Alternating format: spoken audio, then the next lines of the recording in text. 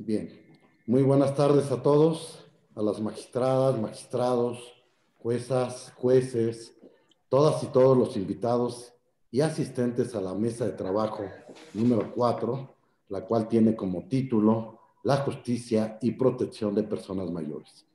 Dentro de esta mesa tendremos ponencias muy interesantes que estoy seguro nos brindarán mucha información para nuestra labor diaria. Le doy la bienvenida a nuestro anfitrión, relator, el magistrado César Lorenzo Wong, del Tribunal Electoral del Estado de Chihuahua y presidente de la ATERN. Y para coordinar esta importante mesa, mejor que contar con un coordinador moderador de lujo, quiero decirlo de esta forma, como lo es el ministro Luis María Aguilar Morales, que me complazco en presentarlo. Muchas gracias. Muchas gracias. El ministro Luis María Aguilar Morales nació en la Ciudad de México el 4 de noviembre de 1949. Obtuvo el título de licenciado en Derecho de la Facultad de Derecho de la Universidad Nacional Autónoma de México en 1974. Ingresó al Poder Judicial de la Federación en octubre de 1968 como el cargo que anteriormente así se conocía como taquimecanógrafo. Como abogado, ha ocupado los cargos de secretario proyectista en juzgado de distrito, en tribunales colegiados de circuito y en la Suprema Corte de Justicia de la Nación, adscrito al Pleno. En 1980 fue nombrado juez de distrito con adscripciones en Cuernavaca, Morelos y en el Distrito Federal. En 1985 se le nombró magistrado de circuito, cargo que desempeñó en los circuitos de Guanajuato, Jalisco, Estado de México y el entonces Distrito Federal. En 1995 a 1999, previa licencia de magistrado, fue secretario general de la Presidencia y oficial mayor de la Suprema Corte de Justicia de la Nación. En el año 2004, el Pleno de la Corte lo eligió como consejero de la Judicatura Federal, culminando en el año 2009. En el mismo año 2009 fue nombrado por el Senado de la República ministro de la Suprema Corte de Justicia de la Nación, y en el año 2014 fue presidente de la segunda sala del Alto Tribunal. Así pues, en enero del año 2015 fue electo presidente de la Suprema Corte de Justicia de la Nación y del Consejo de la Judicatura Federal, cargo que ocupó dignamente hasta el día 31 de diciembre del 2018. A partir de enero del 2019, se incorporó a la primera sala del máximo tribunal y a partir de este año, 2020, integra la segunda sala de este Tribunal Constitucional. En verdad, agradecemos su presencia y que esté con nosotros en este momento. Le damos... Está todo el mundo que no puede entrar, que no se encuentra. Otra vez que no puede entrar el ministro Lainez a su mesa. Le damos el uso de la palabra. Son los Señor ministro, por favor, para coordinar esta mesa de trabajo. Gracias. Muy amable, señor ministro. Muchas gracias, muchas gracias. Como ustedes ven, de la relatoría que hizo amablemente el señor magistrado Guerra, no soy muy jovencito, ya pasé muchos años para poder llegar a todos estos cargos, pero me enorgullece mucho haber empezado en el Poder Judicial desde el cargo de mecanógrafo, porque eso le permite a uno conocer a fondo a la institución y haber tenido la oportunidad de participar en muchas responsabilidades dentro del Poder Judicial y poner, desde luego, mi esfuerzo a favor de la institución en todos los ámbitos, desde el administrativo hasta el judicial. Voy a señalarles a ustedes de una manera muy sintética cuál es la idea de nuestra mesa para que le demos lugar a los panelistas para que nos expongan sus ideas, sus propuestas. En este sentido, les comento que para mí es un acierto, que es el tema medular de esta 15ª Asamblea de la Asociación Mexicana de Impartidores de Justicia, sea el de la justicia y protección de grupos vulnerables. Como lo señala la propia AMIJ en su convocatoria, hoy México requiere una justicia más cercana a todas las personas, especialmente para las personas más desfavorecidas. El objetivo de las mesas es que los impartidores de justicia, hombres y mujeres, expongan y dialoguen en torno a cómo la impartición de justicia debe hacerse con perspectiva de derechos humanos y cómo proteger a los grupos vulnerables a efecto de cerrar o abatir la brecha de desigualdad existente. Actualmente, además, es relevante esta temática en el contexto de esta terrible enfermedad que avasalla al mundo entero y desde luego a nuestro país, que es el virus SARS-CoV-2, que sin duda genera un impacto profundo en el acceso a la justicia y en la protección de las personas mayores por todas las dificultades reales, físicas que impone. Es desproporcionado el impacto que la pandemia ha tenido, especialmente en personas de edad de todo el mundo, y no solo en lo tocante a la salud, sino también a sus derechos y a su bienestar. El gran riesgo está en la brecha de desigualdad que se está ampliando peligrosamente, por lo que tenemos que adoptar todas las medidas a nuestro alcance para evitarlo.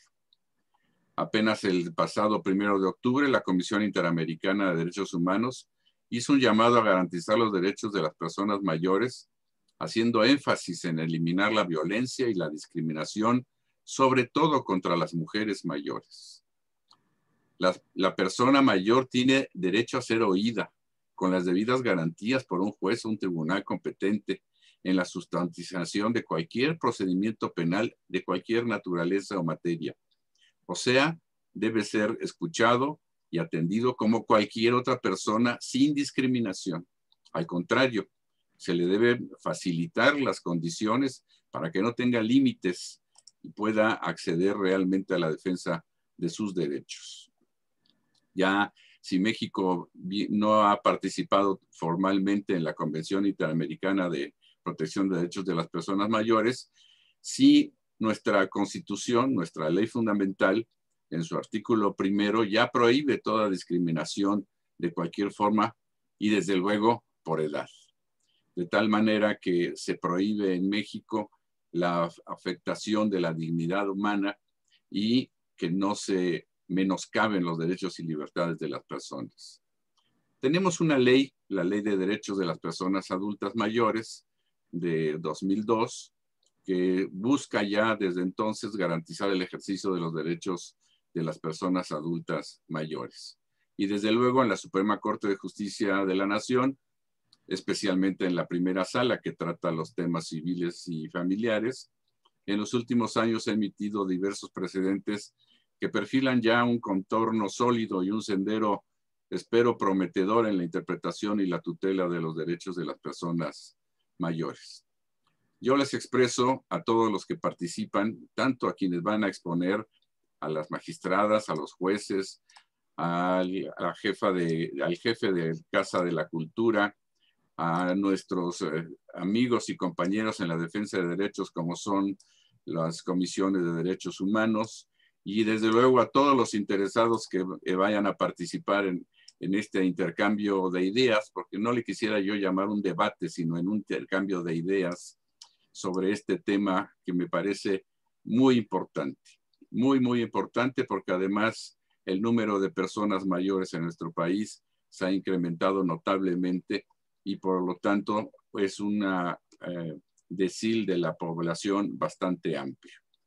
Les recuerdo ya nada más para terminar, dice aquí este apuntito que Simone de Beauvoir ya nos decía, no sigamos trampeando.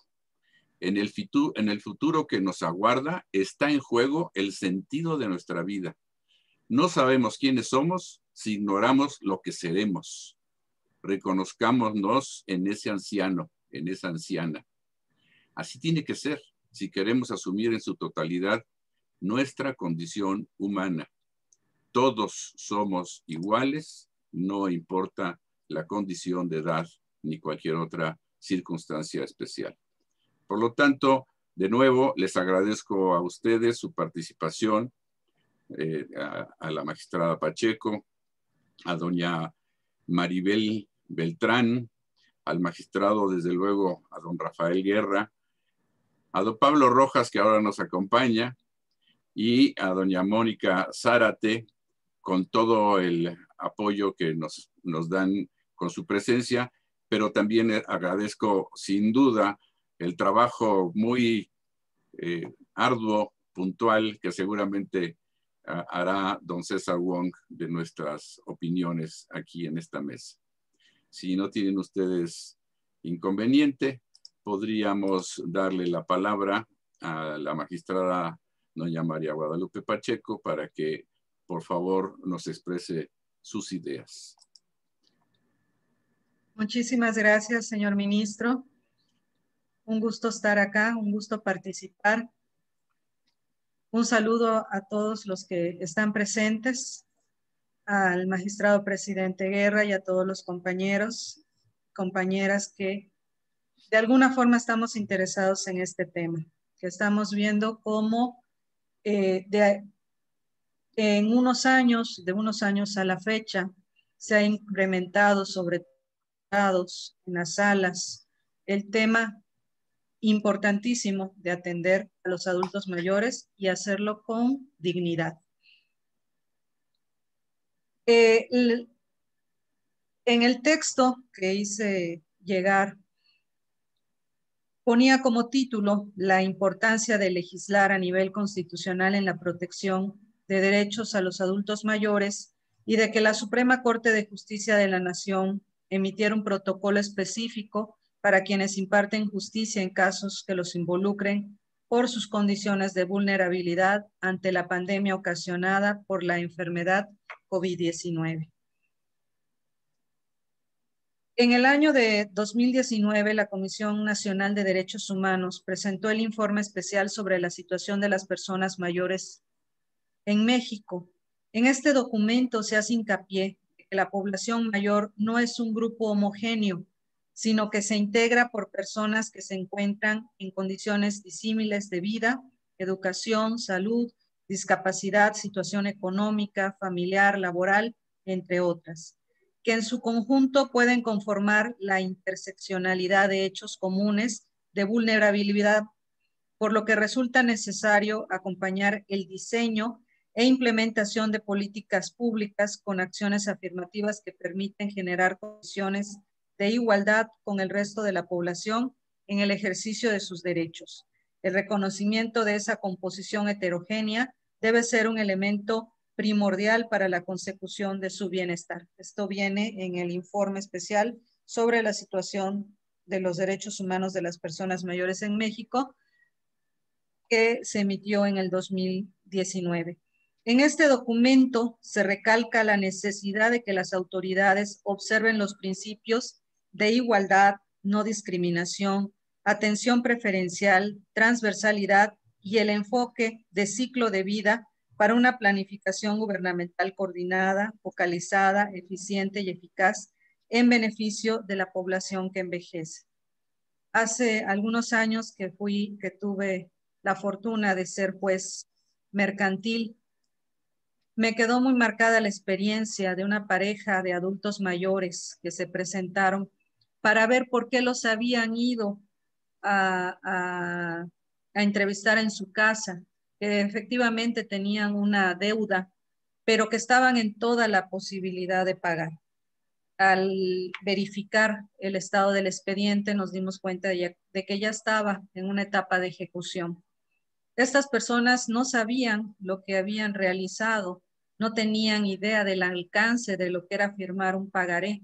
Era un grupo de adultos mayores que tenían un hijo que no vivía con ellos, que se había separado hacía mucho tiempo de su núcleo y del que no tenían noticias. Entonces, ¿cómo explicarle a estas personas que realmente lo que estaba en juego pues no solo era una deuda, porque ellos llegaban con la idea de que sí, a lo mejor es esa deuda que adquirimos, pero bueno, la podemos ir pagando, se nos había pasado?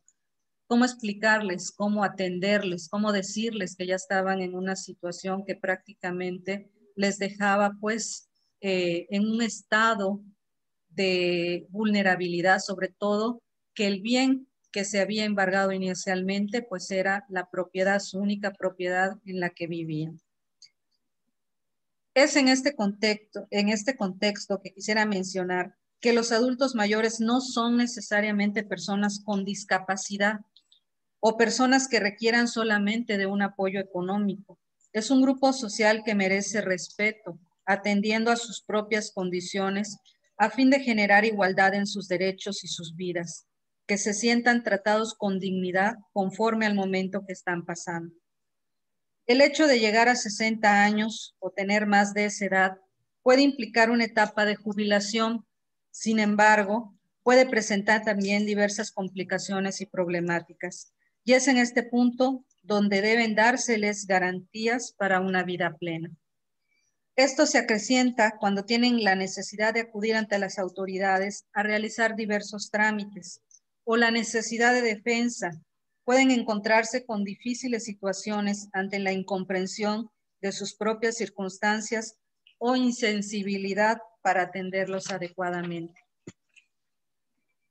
Aquí es donde nos corresponde, como servidores públicos encargados de la impartición de justicia, incorporar acciones que garanticen no solo el acceso a la justicia, sino al ejercicio pleno de sus derechos. Como bien decía el ministro Aguilar, nuestro artículo 1 de la Constitución Política de los Estados Unidos Mexicanos, en su párrafo primero, establece que todas las personas gozarán de los derechos humanos reconocidos en la citada Constitución y en los tratados internacionales de lo que el Estado mexicano sea parte, así como de las garantías para su protección. Y también establece en su párrafo segundo que las normas relativas a los derechos humanos se interpretarán de conformidad con la propia Constitución y con los tratados internacionales de la materia, favoreciendo en todo tiempo a las personas la protección más amplia. Y en el párrafo quinto de este citado artículo se señala que queda prohibida toda discriminación motivada, entre otros factores, por la edad, que atente contra la dignidad humana y tenga por objeto anular o menoscabar los derechos y libertades de las personas. En el párrafo 15 del artículo 4 de la Constitución Política, se establece que las personas mayores de 68 años tienen derecho a recibir por parte del Estado una pensión no contributiva en los términos que fije la ley. Pero es de resaltar que los adultos mayores, en una cantidad considerable de casos, si bien pudieran requerir un apoyo económico, lo que solicitan es que se les coloque en un mismo nivel de igualdad conforme a su propia condición. Aquí vemos a personas de 75 u 80 años que demandan un trato digno en la sede de los poderes judiciales, al intervenir en un proceso o al resolverse algún conflicto en los que se vean involucrados. Que se les otorguen garantías de que no van a ser sujetos a una decisión injusta por estar en desventaja por cuestiones de su edad o incluso que puedan ejercer la abogacía. A lo sumo, lo que solicitan es un trato diferenciado por las características propias que presentan. Así, podemos observar que no se tiene un marco jurídico constitucional extenso adecuado que establezca debidamente los aspectos para atender debidamente a los adultos mayores. Si vemos, por ejemplo, niñas, niños y adolescentes, hay todo un apartado específico para este tema.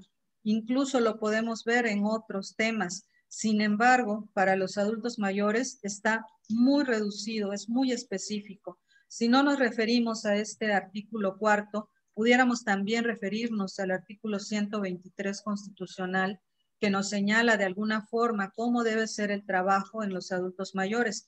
Pero fuera de estos y del artículo primero constitucional, no tenemos algún apartado específico que dé un trato que pueda desprenderse de él toda una gama de situaciones que podamos atender los juzgadores y que incluso pudiera ser un apartado específico para ciertos parámetros que se deben de ir buscando. A esto hay que hacer referencia, que también lo señalaba el señor ministro, que México tiene pendiente de firma y ratificación la Convención Interamericana sobre la protección de los derechos humanos de las personas mayores, aprobada por la Asamblea General de la Organización de los Estados Americanos el 15 de junio de 2015. Los artículos 30 y 31 de este documento hacen referencia a igual reconocimiento como personas ante la ley y al acceso a la justicia, y haré brevemente una referencia de esto. En el artículo 30, por ejemplo, se señala que los estados partes reafirman que la persona mayor tiene derecho al reconocimiento de su personalidad jurídica, que tiene capacidad jurídica en igualdad de condiciones con las demás en todos los aspectos de vida, y que son los estados los que deben adoptar las medidas pertinentes para proporcionar acceso a la persona mayor al apoyo que puedan necesitar en el ejercicio de su capacidad jurídica. También nos señala que se les debe asegurar las medidas relativas al ejercicio de la capacidad jurídica y que se proporcionen salvaguardas adecuadas y efectivas para impedir los abusos de conformidad con el derecho internacional en materia de derechos humanos. Estas mismas van a buscar que se respeten los derechos, la voluntad y las preferencias de la persona mayor, que no haya conflicto de intereses ni influencia indebida, que sean proporcionales y adaptadas a las circunstancias de la persona mayor, que se apliquen en el plazo más corto posible y que estén sujetas a exámenes periódicos por parte de una autoridad o un órgano judicial competente, independiente e imparcial.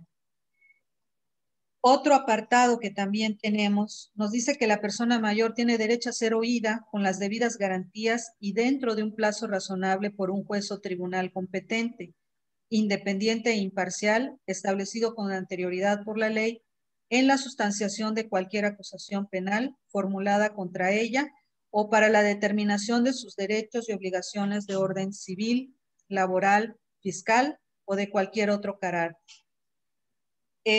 Esta convención también nos señala que para los estados partes son un compromiso asegurar que la persona mayor tenga acceso efectivo a la justicia en igualdad de condiciones con las demás, incluso mediante la adopción de ajustes de procedimiento en todos los procesos judiciales y administrativos en cualquiera de sus etapas.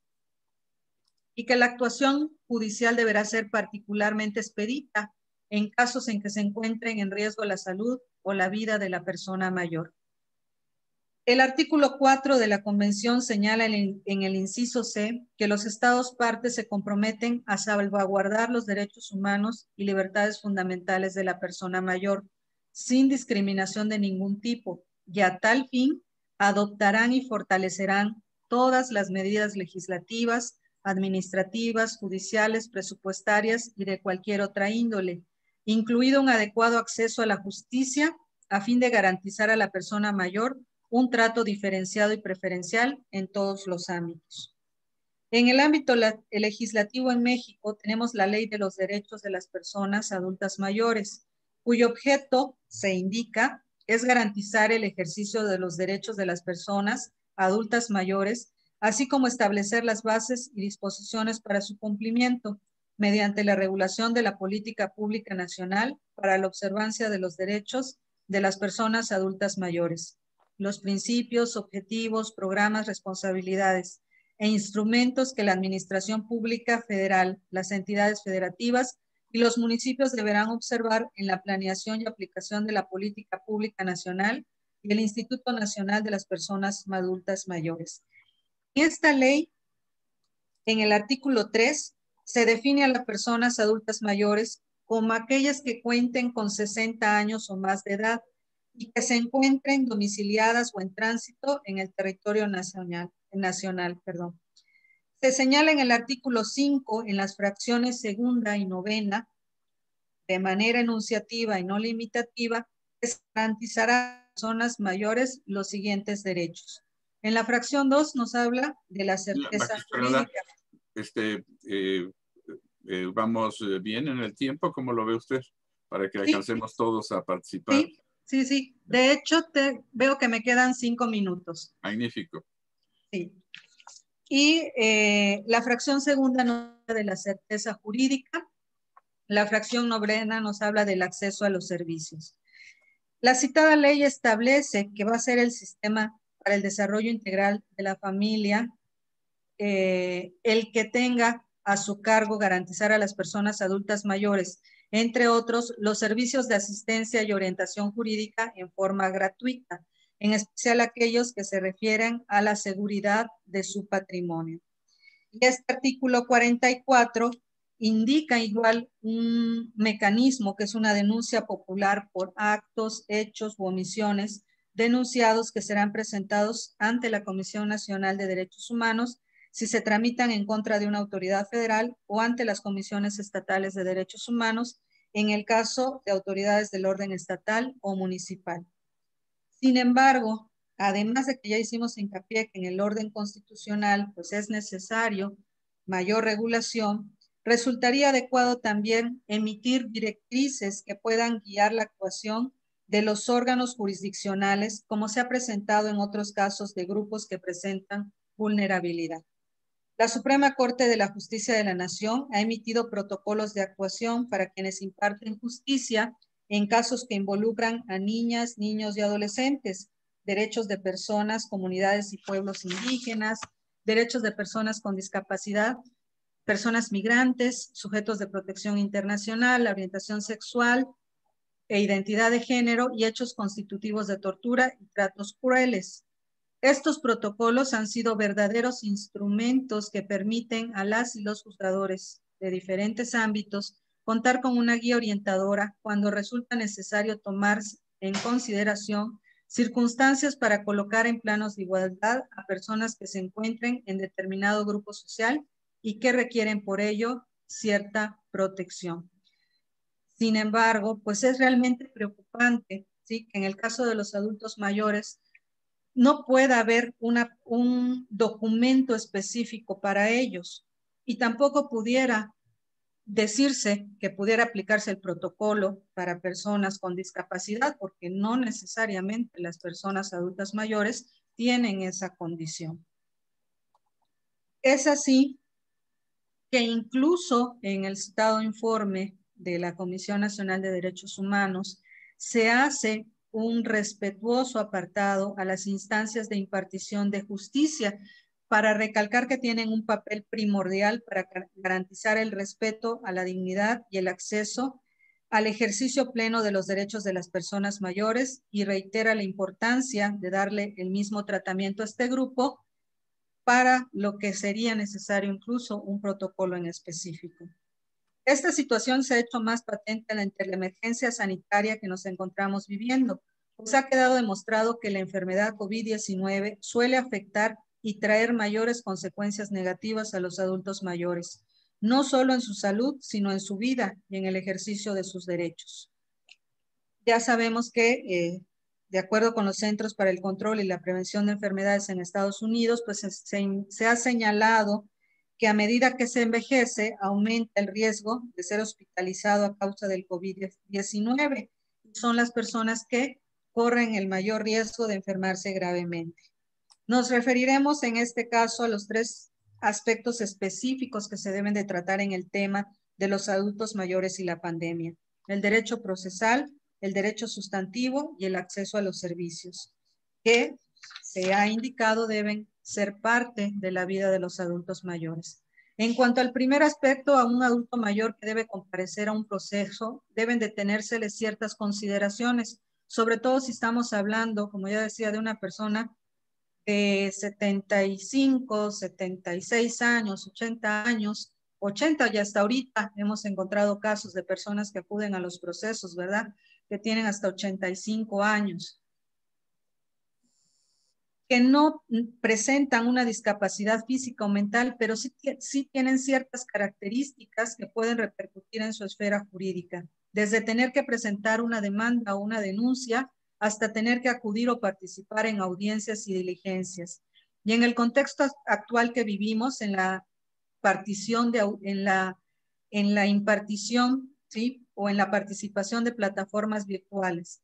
Es por eso que se hace evidente que se debe contar con una atención especializada para estar en condiciones de igualdad frente a un contrario que puede obtener una ventaja indebida, y que las y los juzgadores deben estar capacitados para ejercer su función ante una persona que presente vulnerabilidad.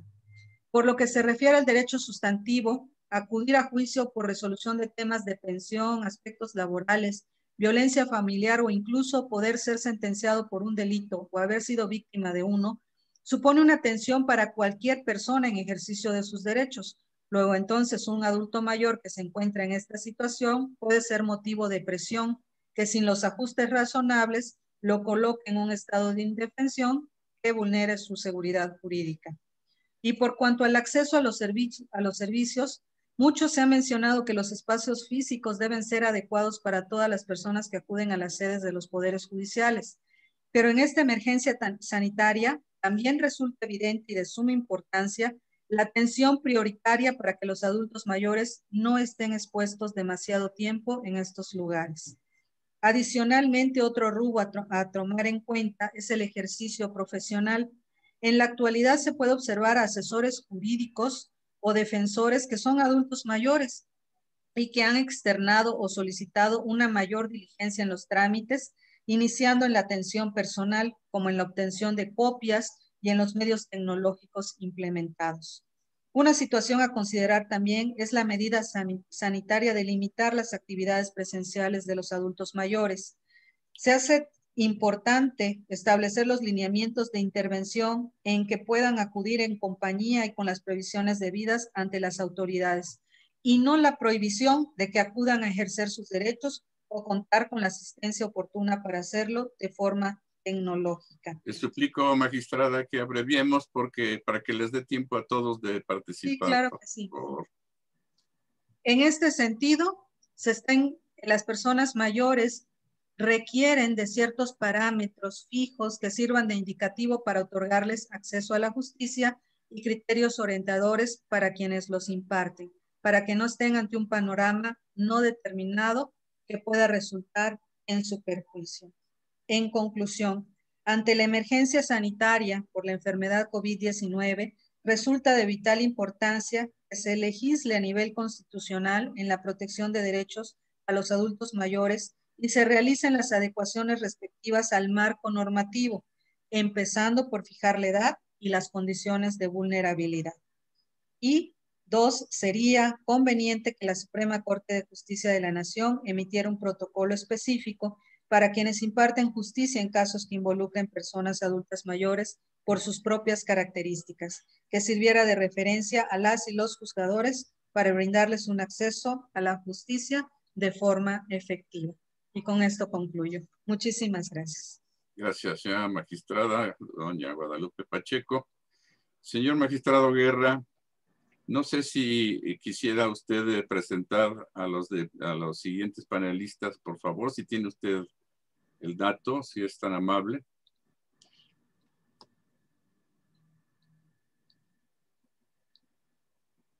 Su micrófono, señor magistrado.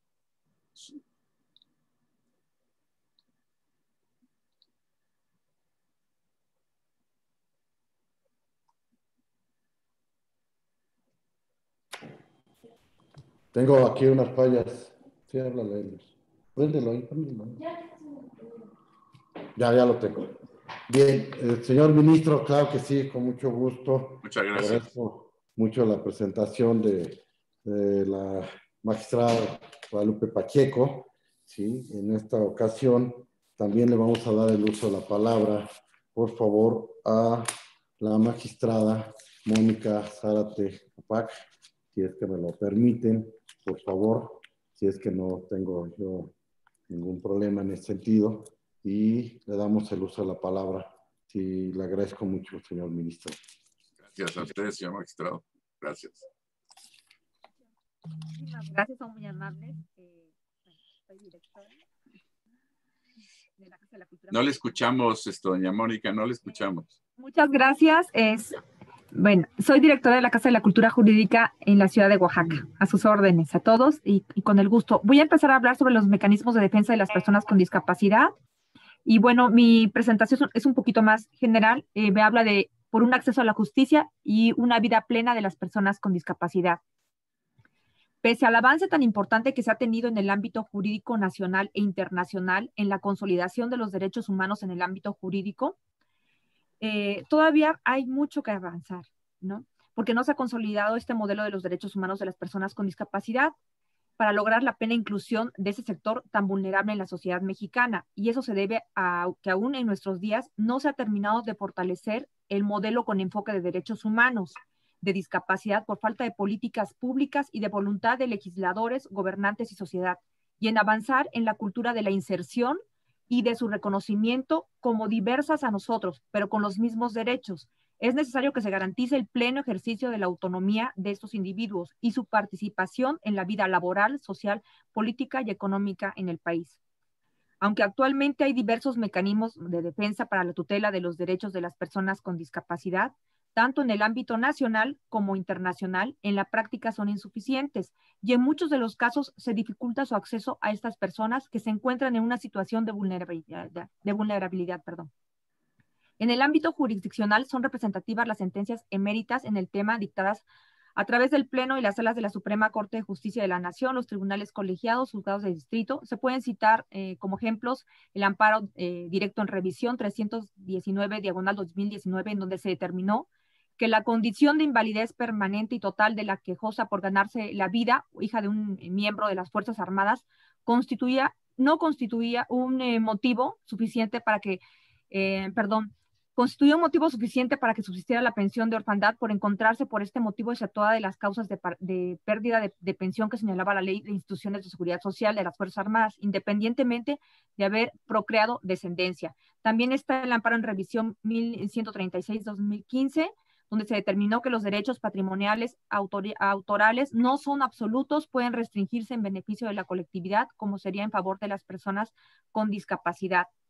Tenemos también una tesis que fue muy emblemática sobre los servicios de transporte aéreo, la obligación a cargo de los permisionarios o concesionarios de transportar a los pasajeros con discapacidad, junto con los instrumentos inherentes a su condición, no implica el desconocimiento de las especificaciones técnicas y de seguridad de las aeronaves.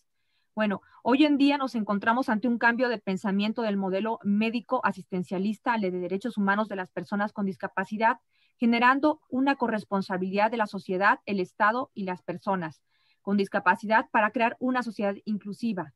Es importante que culturalmente entendamos que las personas que sufren algún tipo de discapacidad poseen los mismos derechos que cualquier persona y que nuestra obligación es impulsar que participen de manera plena y efectiva en la sociedad en igualdad de circunstancias que todos.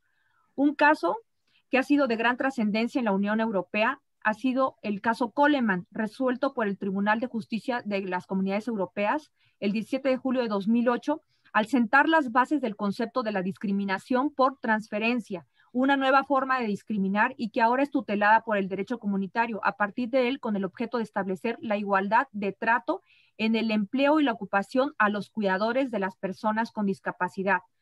Toda vez que la persona que sufre la discapacidad y discriminación y que está íntimamente ligada con la persona discapacitada se convierte en medio a través del cual se socava la dignidad de la persona que pertenece a la categoría sospechosa. A partir de este caso es donde una trabajadora con un hijo enfermo que precisaba cuidados especializados se vio obligada a dejar su empleo por sufrir discriminación y acoso de su empleador, al no concederle la flexibilidad horaria y conferirle un trato diferente a los padres de los hijos no discapacitados. El Tribunal de Justicia de las Comunidades Europeas considera que debe extenderse la tutela antidiscriminatoria a aquellas personas que sin ellas mismas estar discapacitadas sufren discriminación o acoso en el ámbito del empleo y la ocupación por estar vinculadas estrechamente a una persona discapacitada en razón de los cuidados y asistencia que le confieren. La complejidad del fenómeno de la discapacidad ha derivado en la identificación de nuevas formas de discriminación que han dado lugar a la aparición de novedosos enfoques y estrategias dirigidas a combatir las mismas. Se ha observado que el riesgo de discriminación no solo es padecido por los discapacitados, sino también por aquellos que les prestan cuidados y asistencia. En estudios realizados entre los rasgos que se conforman el perfil social del cuidador de la persona con discapacidad o dependiente, cabe señalar su condición de desempleado o dependiente debido a las dificultades de conservar el empleo. El caso Coleman supone la consolidación de un modelo social de discapacidad que amplía la tutela contra la discriminación de aquellas personas asociadas con las personas discapacitadas, como con sus cuidadores, por el riesgo de discriminación en el trabajo de estos y con la intención de adoptar medidas adecuadas para la integración social y económica de las personas con discapacidad, en razón de que el modelo social comprende la discapacidad como una particular relación entre el perjudicado y la sociedad, por lo que considera necesario identificar y remover las barreras para la plena participación de las personas discapacitadas y ayudar a establecer la igualdad y el valor de la diversidad humana en la sociedad, por lo que es necesario establecer un marco general para la igualdad de trato en el empleo y la ocupación que prohíba la discriminación directa o indirecta, así como el acoso por razones de discapacidad. Actualmente se considera que las personas con discapacidad son sujetos de derechos y obligaciones, con igualdad de oportunidades y participación social. Los principales antecedentes en materia de derechos humanos sobre discapacidad se encuentran en el Programa de Acción Mundial para las Personas con Discapacidad de 1981 y las normas uniformes sobre la igualdad de oportunidades para las personas con discapacidad de 1993. Las normas uniformes tuvieron como finalidad garantizar que niñas, niños, mujeres y hombres con discapacidad pudieran tener los mismos derechos y obligaciones que los demás. En materia laboral, las normas uniformes instituyen que los estados deben reconocer como principio que las personas con discapacidad deben de estar facultadas para ejercer sus derechos humanos en materia de empleo. Por lo tanto, las disposiciones legislativas y reglamentarias no deben discriminar a las personas con discapacidad ni anteponer obstáculos ante su empleo. De igual manera, hace un llamado para que los empleadores realicen los ajustes razonables para vincular personas con discapacidad. Tanto el Programa de Acción Mundial para las Personas con Discapacidad como las normas uniformes sobre la igualdad de oportunidades para las personas con discapacidad fueron en su momento instrumentos importantes en materia de derechos humanos de las personas con discapacidad. Sin embargo, al no ser normas de obligatorio cumplimiento, se llegó a la conclusión de que en la dinámica actual de la sociedad, dichas normas no eran suficientes para la protección de sus derechos, lo cual trajo como resultado que se proclamara la Convención de los Derechos Humanos de las Personas con Discapacidad, que fue la primera convención dirigida a esta población.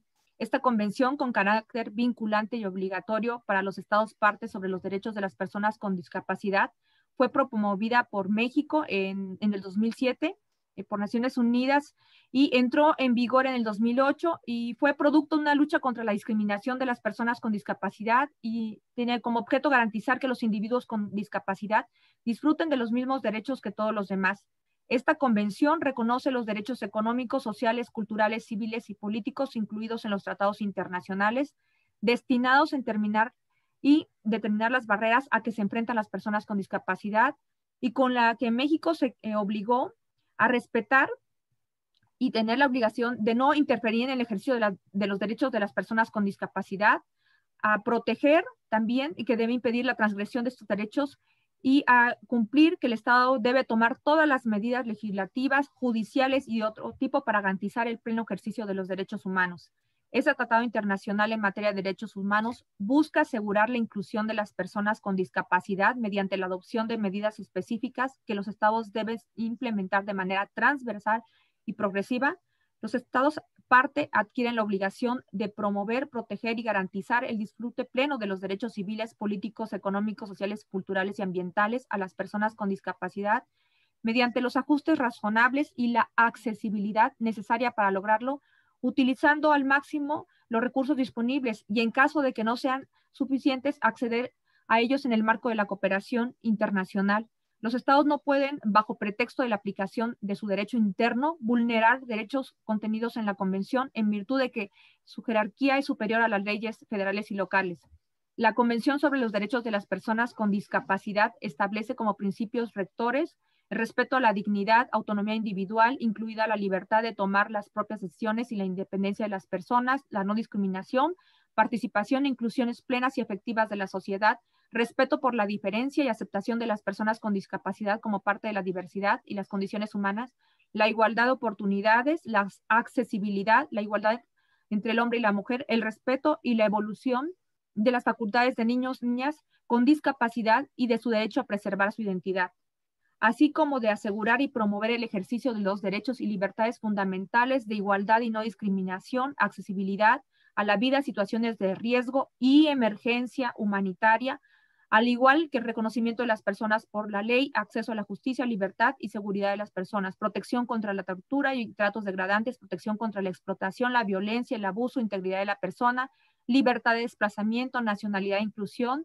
en la comunidad, movilidad personal, libertad de expresión y acceso a la información, respeto a la privacidad, respeto al hogar, familia, educación, salud, habilitación y rehabilitación, trabajo y empleo, así como un nivel de vida adecuado y protección social, participación en la vida política y pública, participación cultural, recreativa y deportiva.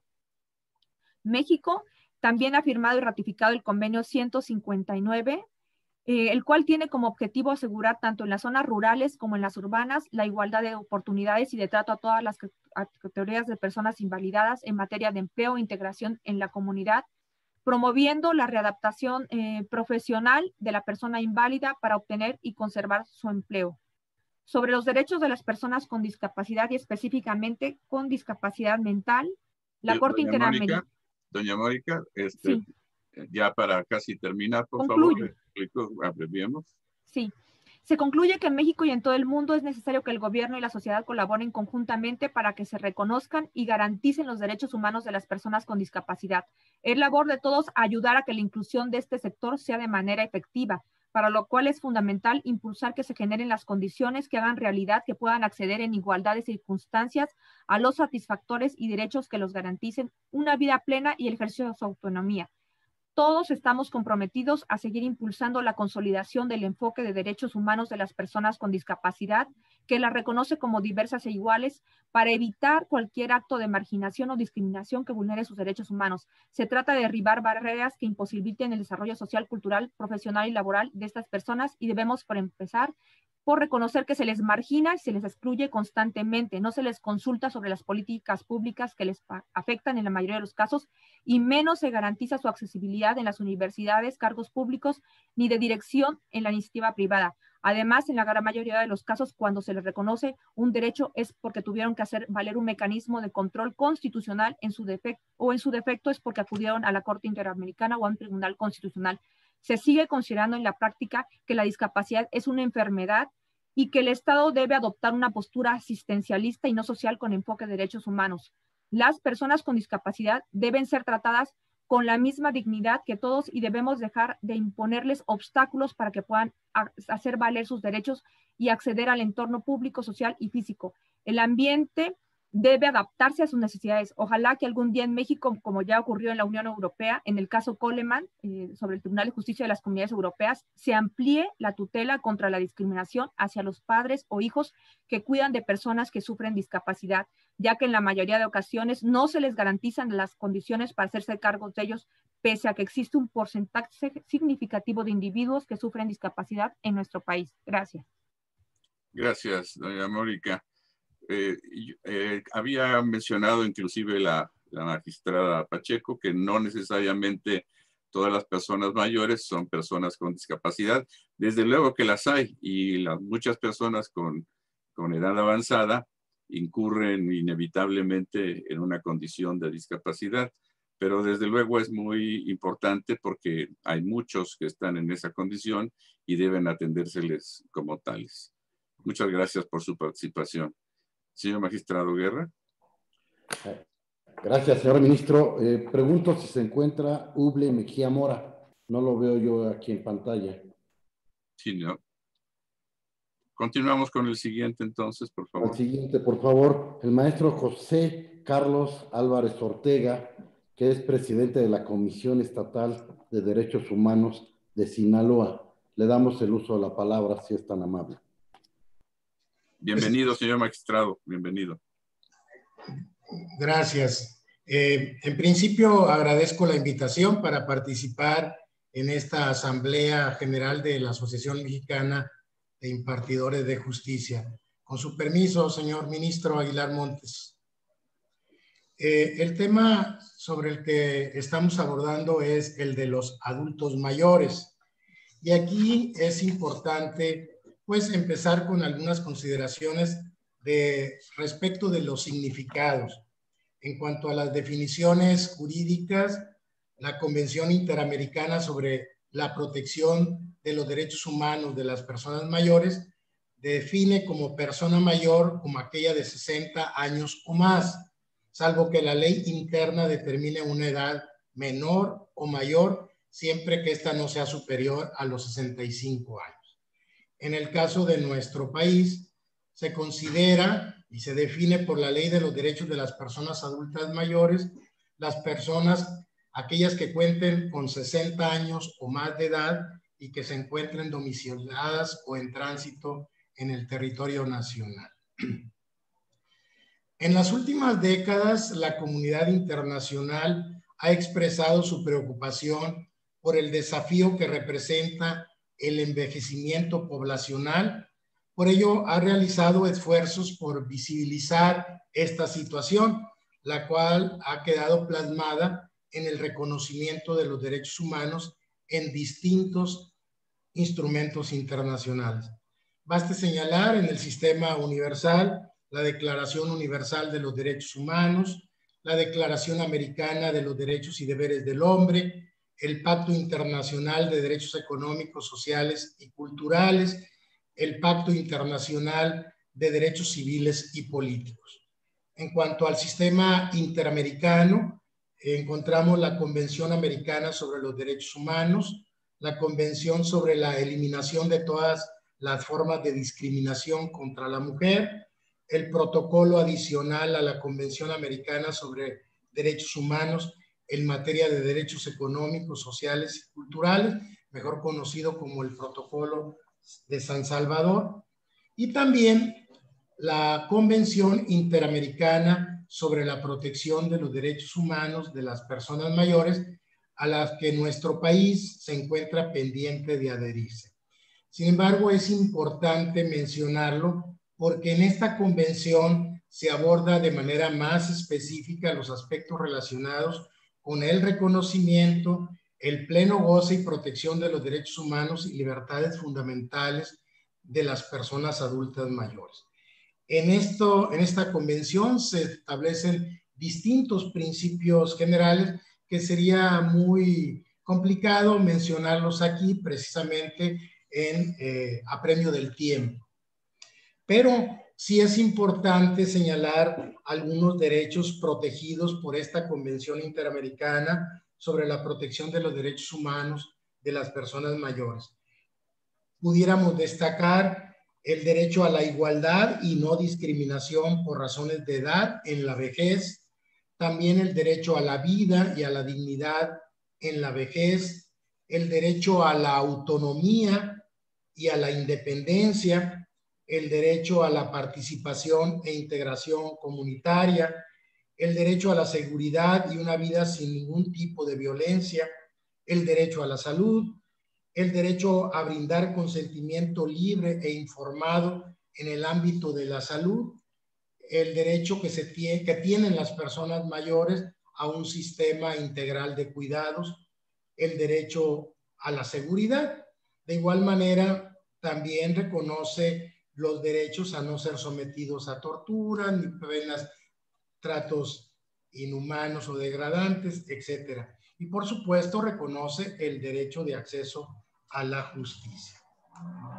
Como puede advertirse, la Convención Interamericana sobre la Protección de los Derechos Humanos de las Personas Mayores es un instrumento internacional de avanzada, ya que genera un cambio de paradigma al dejar de ver a las personas adultas mayores como sujetas de asistencialismo y observar a la población como sujeta de derechos, situación que aún prevalece en nuestro país.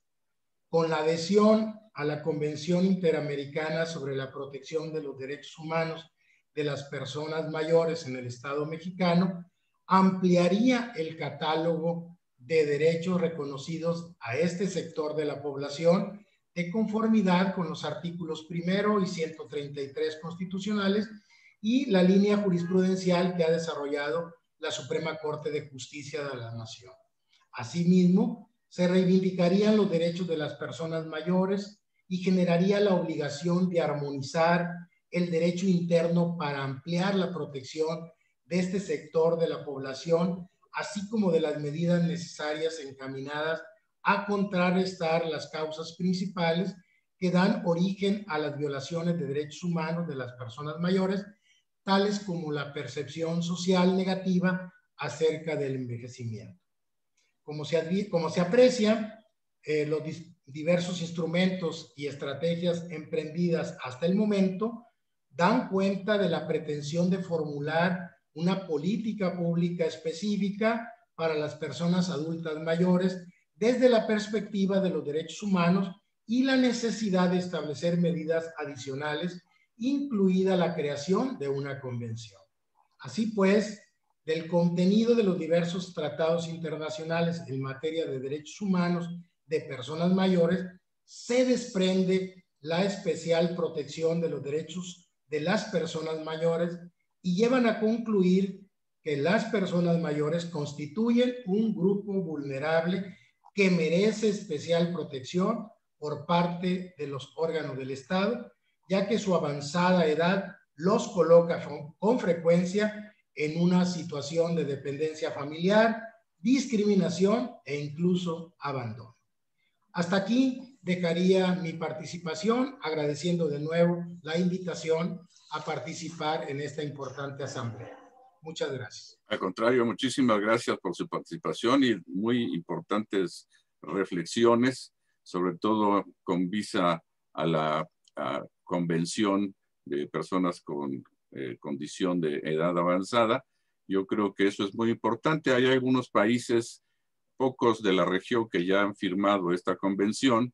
México, como lo mencionaban hace rato, no lo ha hecho, pero hay ejemplos muy interesantes que ya han desarrollado, inclusive en su legislación local, como la República de Chile, en donde ya hay esquemas específicos. Magnífico, ojalá que podamos atenderlo en los criterios de la Suprema Corte que ya se han ido generando, propiciarse probablemente un protocolo al respecto, pero lo ideal sería primero que México se incorporara a este instrumento internacional y además legislara ya específicamente de sus normas. Muchísimas gracias, maestro. Por favor, señor magistrado Guerra. Sí, cómo no, señor ministro. No sé si se encuentra también el maestro Luis González González, no lo veo en pantalla. Es que lo va a representar aquí don Pablo Rojas, que viene en nombre de él. Ok, con mucho gusto. Adelante, Pablo Rojas, por favor, si es tan amable.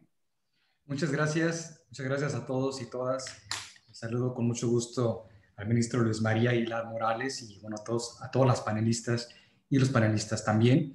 Primero que nada, un saludo de parte del licenciado Luis González González, el presidente interino de la Comisión Estatal de Derechos Humanos de Nuevo León. Y bueno, pues ahora un poco quiero compartirles algunas ideas. Obviamente la mesa está englobada en el tema de personas mayores. Nos han integrado algunas personas con el tema de los derechos de personas con discapacidad, porque entiendo es la parte de la logística de las mesas. Y bueno, yo ahora me voy a referir a este grupo poblacional de manera particular y comentar algunos aspectos muy particulares. Cuando se hizo la reforma constitucional al artículo 1 en el 2001, cuando se incorporó este tercer párrafo en aquel momento que prohibía la discriminación en nuestro país, se incorporó el término de capacidades diferentes.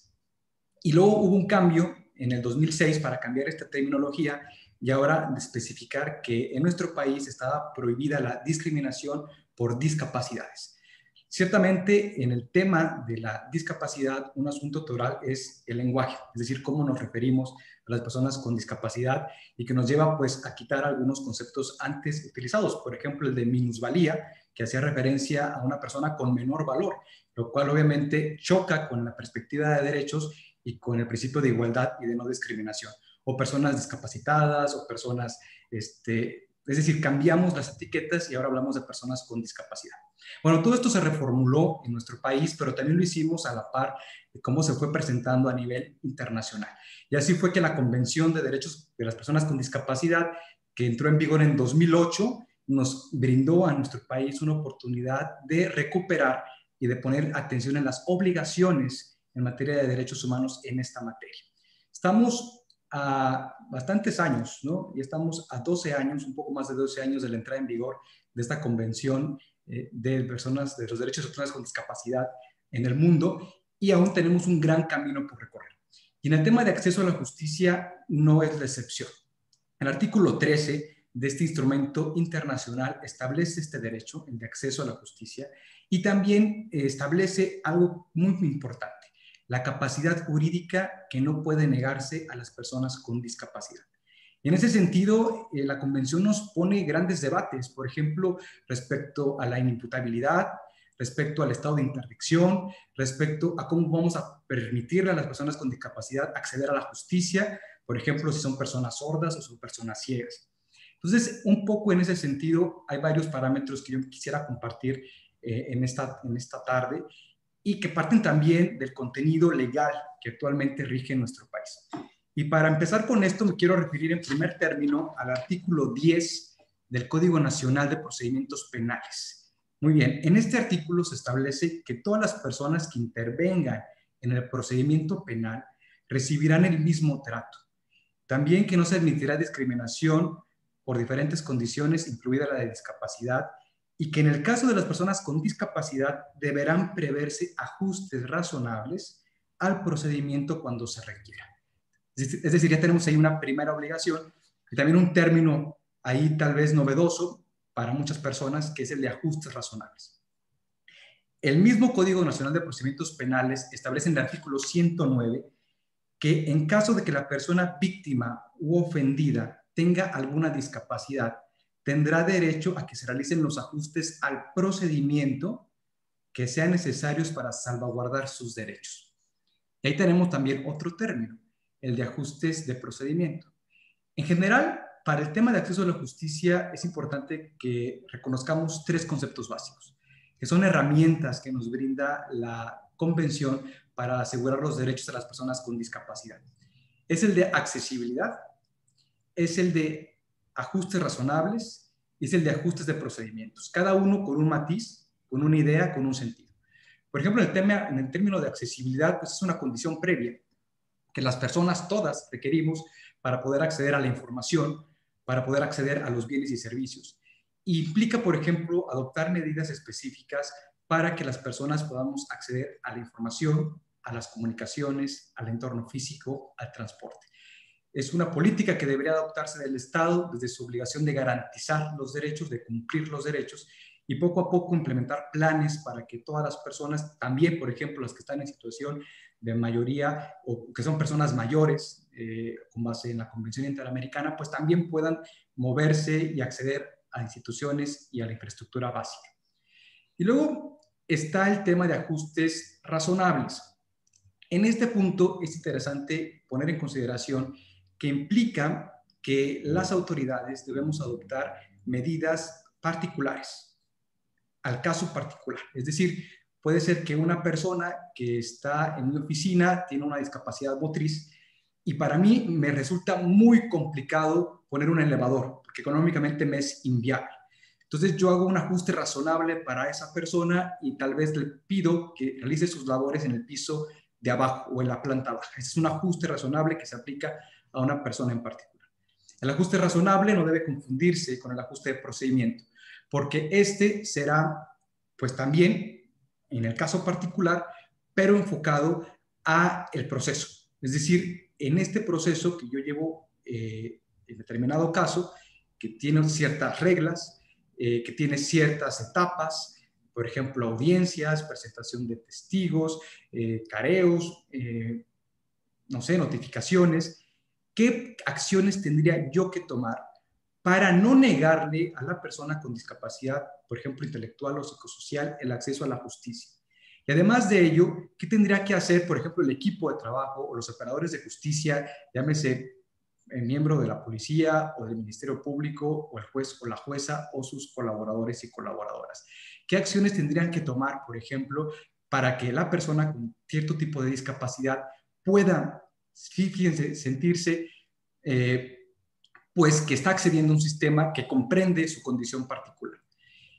Y no es porque se le trate especial, ¿no? Sino para que se garanticen sus derechos, porque yo creo que será también un punto de partida que la Convención nos va a reiterar, que las personas con discapacidad no pierden su capacidad jurídica. De hecho, nos llama a comprender que debería existir un cambio en lo que se conoce como en la sustitución, en la toma de decisiones, a un modelo de apoyo en la toma de decisiones. Es decir, que antes de negarle a una persona con discapacidad el poder acceder a la justicia porque se le considera inimputable o sin capacidad jurídica, entonces deberíamos primero permitir que a una persona capacitada para ello le permita, en una asistencia humana, como establece el artículo 9 de la Convención, brindarle o facilitarle la información para que ella pueda tomar sus decisiones. Y quiero ir cerrando la presentación, tratando de ajustar a los 12 minutos que nos han brindado, leyendo otro artículo muy importante, también que viene en el Código Nacional de Procedimientos Penales. En este Código Nacional, el 136 establece lo siguiente y se los comparto. Si por las circunstancias del caso, las partes que intervienen en el procedimiento consideran necesaria la asistencia de un consultor en una ciencia, arte o técnica, así lo plantearán al órgano jurisdiccional. El consultor técnico podrá acompañar en las audiencias a la parte con quien colabora para apoyarla técnicamente. Está en nuestro Código Nacional de Procedimientos Penales. Es lo que se llama las personas consultoras técnicas. Y aquí la pregunta que lanzo al panel y a la audiencia es: ¿cuántos consultores o consultoras conocen? ¿En cuántos poderes judiciales existe esta figura? Cuando una persona con discapacidad, por ejemplo, que tiene o forma parte del trastorno del espectro autista, puede acceder a un consultor técnico para que los operadores de justicia sepan qué ajustes del procedimiento pueden también realizar durante la audiencia o un proceso que van a llevar con una persona con autismo o con Asperger o con discapacidad intelectual. El consultor técnico, por ejemplo, nos pudiera decir que sería necesario que la persona acudiera previamente a la sala y conociera, porque como desarrolla cierto nerviosismo con eventos nuevos, pues requiere no poder llegar a ese lugar y conocer las caras. O, por ejemplo, también requerirá que se le tengan por ahí unas llaves o algún objeto con el que ella tenga un apego, porque eso le permitirá atemperar, por ejemplo, su ansiedad ante una circunstancia que puede ser para ella, para esa persona, pues generadora de miedo o de riesgo. Actualmente sabemos que el Consejo de la Judicatura en la Ciudad de México adoptó un acuerdo, el 1704 de 2017, en el que el Tribunal Superior de Justicia de esta ciudad, con una asociación civil que se llama Documenta, establecieron una estrategia para generar personas consultoras técnicas que le permiten a las personas con discapacidad no acceder a la justicia y por lo tanto que no se les niegue estos derechos. El reto entonces es este. El reto es preguntarnos en cuántos tribunales, en cuántas entidades federativas contamos con esta figura y en cuántas estamos siendo omisas en la obligación de garantizar a las personas con discapacidad el acceso a la justicia. No se trata solamente de un principio de accesibilidad física, no se trata solamente de tener elevadores accesibles o rampas. Tenemos que acceder también y permitir el acceso a las personas con discapacidad para que comprendan el entorno, para que se puedan comunicar y para que puedan defender sus derechos plenamente. Precisamente el año 2019, México recibió una opinión del Comité de Personas con Discapacidad de Naciones Unidas, donde determinó violaciones a los derechos de una persona con discapacidad que se perpetraron en el sistema de justicia mexicano. Es decir, tenemos un caso ante Naciones Unidas en los que ya se señala que México ha fallado en esta materia. Y además, en las observaciones generales que emitió el comité en el 2014, también el comité estableció recomendaciones al respecto a nuestro país. Están por salir las próximas recomendaciones y estoy seguro que no será la excepción, y una vez más el comité nos pedirá como país que adoptemos medidas para brindarle los productos de apoyo y la accesibilidad a las personas con discapacidad a efecto de que puedan ejercer plenamente sus derechos. Pues de esta manera, y ajustándome al tiempo, concluyo mi participación, señor ministro, y pues estaré pendiente de cualquier duda o pregunta que surja al respecto. Muchas gracias por su atención. Al contrario, muchas gracias, muy amable.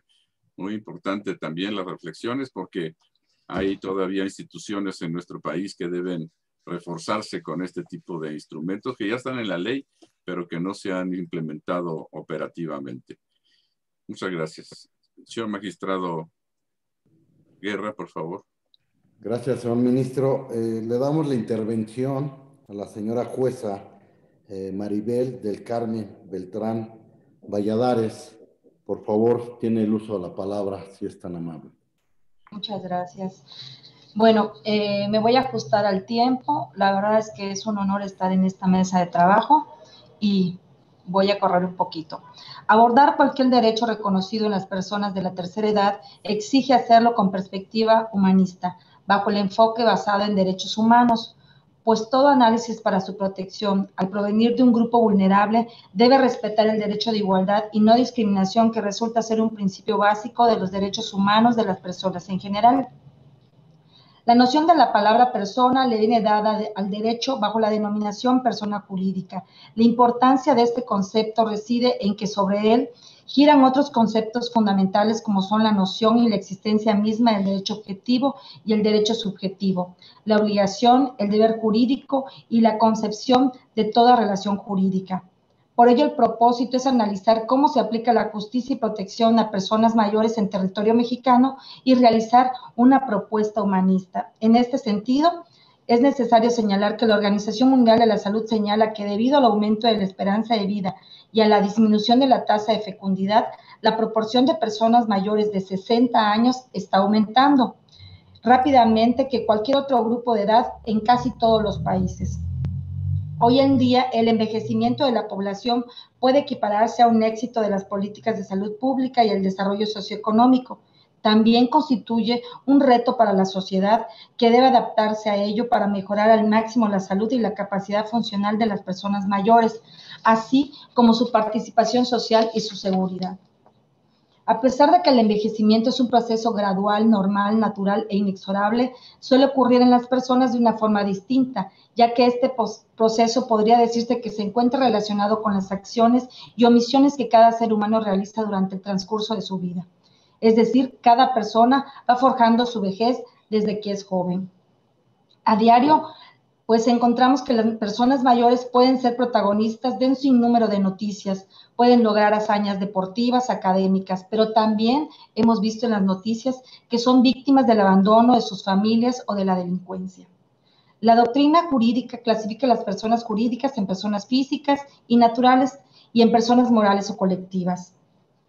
Con independencia de que sean personas físicas o morales, a todas se les reconoce una serie de condiciones o atributos intransferibles, incomerciables, irrenunciables, imprescriptibles, que permiten individualizar y diferenciar a una persona respecto de las otras. Los atributos que se les menciona varían de cada persona, de cada tipo de persona. Así tenemos que las personas físicas se les reconoce atributos como personalidad jurídica, capacidad jurídica, nombre, domicilio, nacionalidad, estado y patrimonio. Y ahí podríamos hablar del concepto de persona, que toma mayor relevancia a partir del año 2011, con la reforma constitucional de derechos humanos. Y aquí me voy a detener un poquito en el párrafo, pues llama la atención por dos razones. La primera, porque exige identificar a qué se refiere la Constitución con persona, y la segunda, porque es necesario establecer qué son los derechos humanos. Sobre esta cuestión, la Suprema Corte ha interpretado extensivamente el término de persona y ha establecido en síntesis que tanto las personas físicas como las morales gozan de derechos humanos que sean acordes con su naturaleza jurídica, tales como los derechos de acceso a la justicia, certeza, seguridad, entre otros. Así también la Corte ha establecido numerosas tesis jurisprudenciales y ha hecho una distinción clara entre una y otra, diciendo que la capacidad jurídica de goce o de derecho es un atributo de la personalidad individual que poseen todos los seres humanos por el simple hecho de serlo, aun cuando no siempre haya sido así. En contrario, la capacidad para obrar o capacidad de ejercicio es la posibilidad de efectuar manifestaciones de voluntad jurídicamente válidas y se caracteriza por ser contingente y variable, es decir, admite graduaciones. Por ejemplo, un recién nacido carece de ella. El menor emancipado la tiene con ciertas restricciones y una persona mayor de edad las disfruta plenamente. Las personas de la tercera edad en el pasado era muy improbable que se llegara a la vejez. Sin embargo, ahora, desde algunas décadas, en varias sociedades, incluida la mexicana, llegar a ser viejo dejó de ser un privilegio. La Organización Mundial de la Salud ha señalado que el maltrato a las personas mayores ha sido reconocido como un problema mundial recientemente. La Red Internacional de Prevención del Abuso y Maltrato en la Vejez y la Organización Mundial de la Salud para la prevención de este grave problema ha contribuido a elevar la toma de conciencia internacional respecto a este asunto. La Organización Mundial de la Salud ha destacado que en el último año aproximadamente una de cada 6 personas mayores de 60 años sufrieron algún tipo de abuso en entornos comunitarios y que la población mundial de mayores de 60 años se duplicará con creces de 6.000 millones de 900 millones en 2015 a unos 2.000 millones en 2050. En México, al analizar la Carta Magna se advierte, como señalaba la magistrada Pacheco, que no existe una norma que expresamente reconozca los derechos de los adultos mayores, pero debido a su factible vulnerabilidad, estos deben extraerse del principio de dignidad. Por ende, el derecho de las personas de la tercera edad se encuentra plenamente garantizado en la legislación local como en la federal, así como las diversas recomendaciones y tratados internacionales. El artículo primero resulta vasto y extenso para su protección, pues como ya se ha señalado, aquí se establece que por ninguna razón habrá discriminación por la edad y por cualquier otro motivo que atente contra la dignidad humana. Ante ello, las personas adultas deben, debido a su estado de vulnerabilidad, requieren de una protección reforzada por parte del Estado para salvaguardar sus intereses y derechos frente a otros actos que violenten o lo transgredan. Consecuentemente, si alguna de las partes en juicio tiene la calidad de adulto mayor, el juez en el caso, atendiendo a que se trate de una persona de la tercera edad, tiene la obligación de analizar las disposiciones aplicables que al caso competen para dar seguimiento debido y atender al mayor beneficio que pudiera corresponder. Pues como se ha establecido la Constitución, así lo establece el artículo 25, numeral primero de la Declaración Universal de los Derechos Humanos, el artículo 17 del Protocolo de la Convención Americana de los Derechos Humanos, y también el artículo 5, la ley de las personas adultas, y en el caso concreto, pues en el caso de Campeche tenemos una ley de protección de adultos mayores. En el caso de las personas adultos mayores que se encuentran, tenemos que se encuentran en una predisposición natural de marginación social y eventual pobreza, debido a su avanzada edad. Por ello es obvio que se encuentran en clara situación de dependencia, discriminación y abandono familiar, porque su dependencia y limitaciones físicas implican responsabilidad que no todos los familiares están dispuestos a sobrellevar. El adulto mayor tiene con la edad una disminución en la agudeza de sus sentidos, una mejor agilidad mental, lo que los hace vulnerables y los expone a situaciones de riesgo, los priva de tomar decisiones perdiendo el estatus propio de identidad, tanto social como familiar.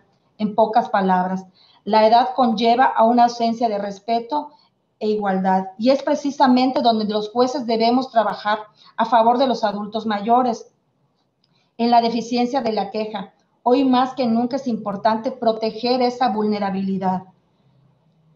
En tiempos de pandemia, los adultos mayores están más expuestos a la fatalidad por tratarse de un grupo de riesgo en salud. Es necesario que los jueces locales tomemos equilibrio para la posición de desventaja que existe con ellos, lo que no implica una prelación a sus intereses, sin que exista una justificación razonable. Esto en razón de que hay personas de la tercera edad que no requieren de la aplicación de estos lineamientos, tal y como ya lo ha establecido el colegiado en uno de sus criterios. Las personas adultas tienen derecho a acceder a una vida digna, lo cual se concatena con el derecho a la vida, alimentación, el vestido, la vivienda, la educación y la salud, lo cual para vivir de forma plena es necesario que los anteriores puntos sean satisfechos de forma adecuada. Esto se encuadra con lo dispuesto en el numeral 4 de la Constitución y en el 11 del Pacto Internacional de Derechos Económicos, Sociales y Culturales, así como en el artículo 26 de la Declaración de Derechos Humanos. Ahora bien, aun y cuando la Constitución, los tratados internacionales, las legislaciones locales y federales otorgan y garantizan protección a los derechos fundamentales de las personas de la tercera edad basadas en el principio de dignidad e igualdad, es de pleno conocimiento que mucho antes de la pandemia, muchos adultos mayores atravesaban episodios de incertidumbre y angustia, dada su edad y limitaciones, a que se hacía referencia en líneas anteriores, que las defensorías públicas estaban llenas de adultos mayores buscando solución a sus problemas del día a día, y si bien muchos acudían físicamente a las oficinas, esta era una forma de desahogo para ellos, ya que les transmitían a los empleados y funcionarios sus historias de vida. La pandemia llegó tomándonos por sorpresa tanto a los tribunales de justicia como a los adultos mayores, cortando a estos últimos la posibilidad de pedir asesorías gratuitas dada su vulneración de vida precaria. Muchos adultos durante la contingencia guardaron la cuarentena y apenas pudieron contratar a abogados particulares, ya que no podían gestionar físicamente en las defensorías sus asuntos. Esto les causó perjuicios patrimoniales dadas sus limitaciones económicas, pues ahora debían pagar por la asesoría. Durante la fase más ríspida de la pandemia, los tribunales establecieron solo los casos urgentes. Sin embargo, en mi punto personal, nos olvidamos de los adultos mayores en los asuntos civiles. Les limitamos sus derechos, ya que los juicios patrimoniales fueron prácticamente parados porque se estableció que los asuntos patrimoniales no eran urgentes, sin pensar que probablemente lo que al adulto mayor ya no tenía era tiempo para esperar una sentencia favorable. En el caso de los asuntos urgentes en los que los adultos mayores estaban inmersos, solo podían tener acceso a través de los medios tecnológicos, plataformas, apps, citas electrónicas, audiencias, vía Zooms, etcétera. Sin embargo, ello ocasionó serios problemas a las personas de la tercera edad, pues aún y cuando los que ya manejábamos los medios electrónicos se nos dificultaba el manejo de las plataformas tecnológicas, era obvio que los adultos mayores pedir acceso de justicia. Estamos por terminar, su señoría. Sí. Los asuntos en materia civil estuvieron suspendidos y fueron reanudándose. Sin embargo, fue necesario que los adultos mayores estuvieran en contacto con sus abogados y defensorías, lo que implicó riesgo para que salieran por su salud y riesgo de que sus términos se vencieran. Reitero, la gran innovación en materia de tecnología es importante. Sin embargo, considero que fue una desventaja para los adultos mayores, ya que conllevó a una dependencia del adulto mayor hacia algún familiar. Es ahí donde el juzgador debe tener cierta importancia y ver en qué momento está en desventaja. Considero que es ahora donde el reto más claro está en realizarse una propuesta con un enfoque humanista, donde se legisle en un procedimiento especial en los casos de asuntos en los que se involucren adultos mayores, específicamente en los casos de juicios ordinarios civil, para cuando existan intereses de este grupo en específico, pudiera ser mediante la vía sumaria, pues esta vía la caracteriza la abreviación de términos procesales para que el juicio pueda concluir de una manera mucho más rápida que cualquier otro procedimiento. En el caso de los procedimientos donde existan intereses de adultos mayores, como es señalado, prevalezca la suplencia de la queja de forma oficiosa y de cierta rapidez en la conclusión, pues hay que tener en cuenta que en el caso de este grupo, el factor tiempo es un factor de desventaja. El tiempo es lo que ya no tienen los adultos mayores. Concluyo. Gracias. Contrario, muchas gracias. Muchas gracias. Seguimos advirtiendo una gran cantidad de necesidades legislativas y operativas para poder compensar estas condiciones de desventaja o de vulnerabilidad de las personas mayores. Muchas gracias. El señor magistrado Guerra, por favor. Sí, gracias, señor ministro. Ya terminamos realmente la intervención de cada uno de los ponentes y le vamos a dar el uso de la palabra a César Wong, quien nos va a hacer el favor de hacer un resumen, vamos a decirlo de esta forma, una relatoria de los intervinientes. Si es tan amable, por favor. Muchas gracias al ministro Aguilar, obviamente al amigo, al magistrado Guerra, excelentes exposiciones, ponencias de todos y de cada uno de ustedes. La verdad que, como bien lo señalaba el ministro, van abonando a lo que son temas estos importantes y lo más importante que nosotros analizamos es que en estos eventos, en esta asamblea nacional de la MIG, recogemos el sentir de todas partes de México. México, si bien es un mosaico, es importante ver las situaciones de cada una de las entidades federativas y eso es lo que nosotros estamos analizando y en lo cual vamos nosotros a destacar. Nos quedábamos desde el inicio con la participación de la magistrada Pacheco, donde decíamos a ver si va a haber una segunda parte donde estas personas de la tercera edad, con el pagaré que firmaron y que les iban a quitar su casa, pues son situaciones que se viven a diario y que se están presentando todos los días y no nomás en un tribunal, sino en muchas partes de la sociedad. Y dejar ese divorcio tan importante entre gobierno y sociedad para que volvamos a juntar y que esta situación del COVID la podamos abonar para que podamos estar trabajando y ese engranaje entre sociedad y gobierno y la misma sociedad pueda estar participando como en temas como los que hoy se están dando a conocer. Felicito mucho a cada uno de ustedes. La verdad que muy bien también la Mónica Zárate, desde el momento en que ella va relatando y nos va diciendo cómo esta situación debe de mejorar y cuando va citando los artículos importantes que tenemos que llevar a cabo, al igual que la juez Beltrán Valladares, donde señala precisamente que nos vamos preparando desde chico para una vejez. Entonces, estamos recopilando, vamos a hacer, la verdad, una recopilación muy, muy interesante. Muy bien, por ejemplo, en Sinaloa, y respeto mucho al licenciado José Carlos Álvarez, que fue también muy puntual en el tiempo, que eso siempre agradecemos todos los que estamos llevando notas.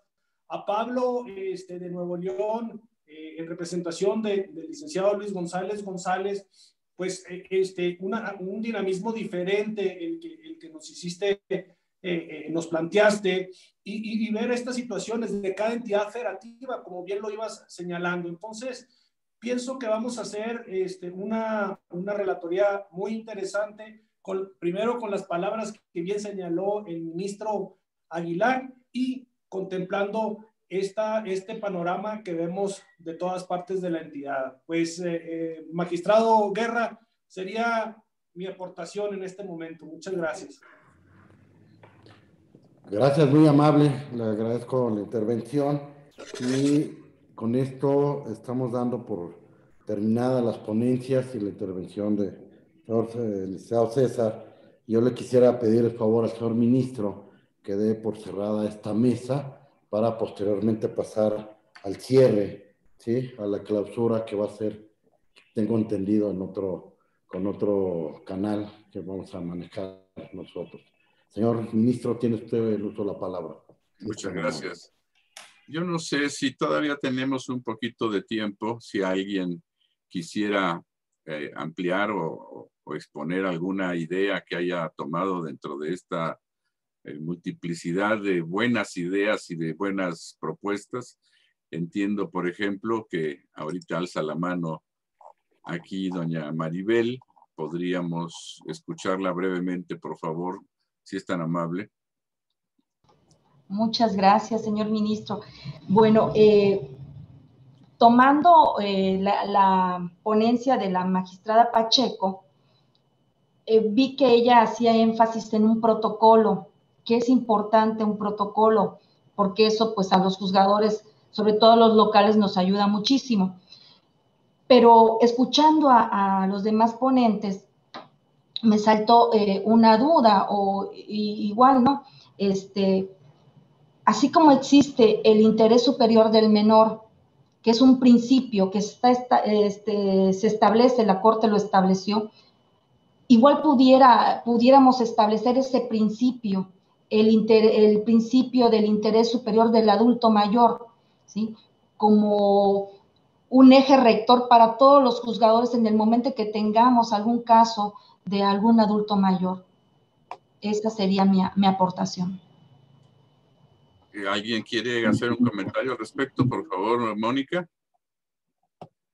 No, sí, muy importante, pero yo quería hacer otra aportación que a mí me interesaría mucho, que la Corte estudiara sobre la discriminación por transferencia. Yo creo que no se puede dejar de hacer a un lado, hay que incorporar este concepto para que también se proteja a los cuidadores de los adultos mayores y también de las personas con discapacidad, ¿no? Porque sufren mucha discriminación, se les margina y por lo tanto son objeto de despidos, muchas veces injustificados, ¿no?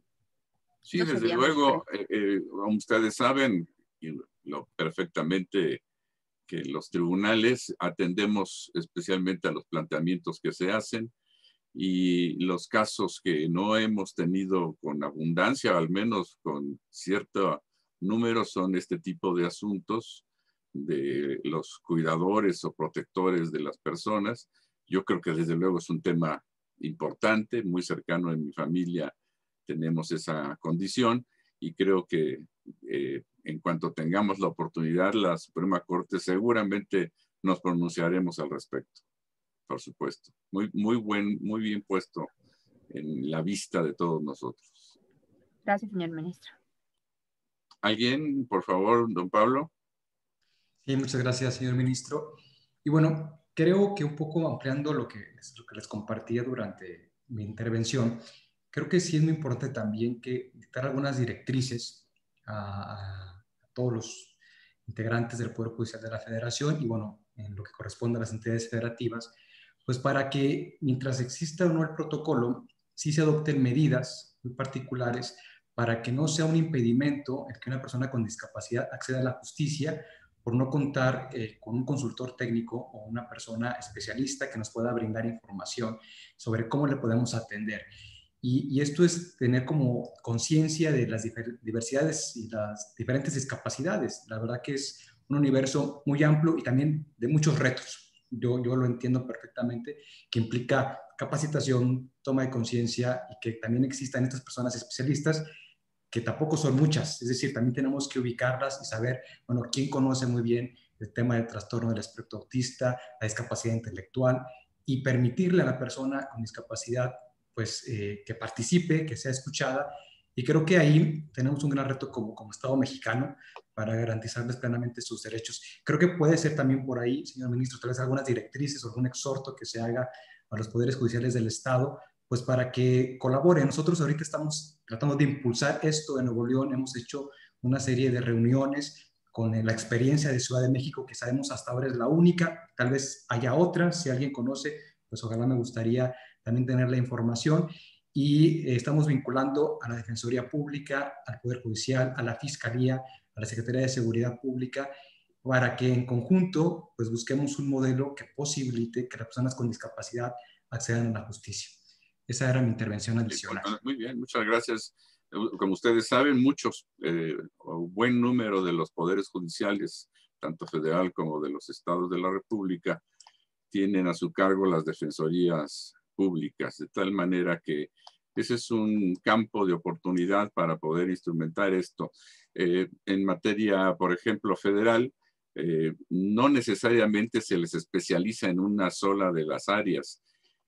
Por ejemplo, para el apoyo de las personas indígenas, se les dota de defensores que a su vez además de ser abogados y defensores, también tienen conocimiento de la idiosincrasia, de la cultura y de la lengua de las personas indígenas, con lo cual se logran los dos objetivos de defensa jurídica y del apoyo, muchas veces inclusive como intérpretes directos de estas personas. Yo creo que es un esquema que puede aprovecharse también para este tipo de circunstancias. Muy bien, muchas gracias. ¿Alguien más?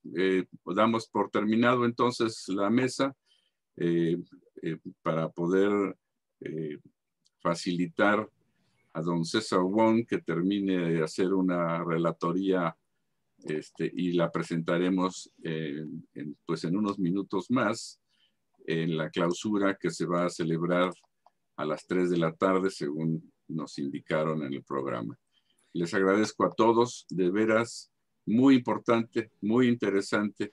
Todos los puntos de vista se reunieron.